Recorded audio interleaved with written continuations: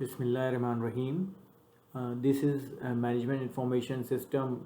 A quick reference manual is being designed by me for especially MBA MIS students. So this presentation refers to the first hourly exams, which is consist of the chapter-wise manual for quick reference, so that the student can be able to view it at a glance. So let's start. The first chapter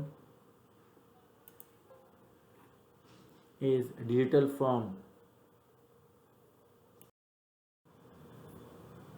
The first chapter, digital firm.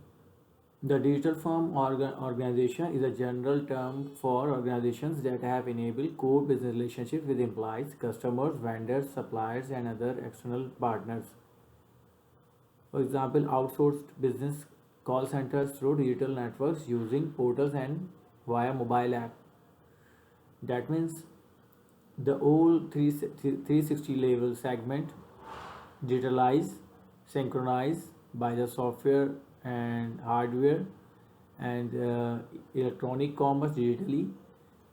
The business environment refers that customers, the link between the customers and with the vendors, suppliers, and external partners as well, just like call centers outsource.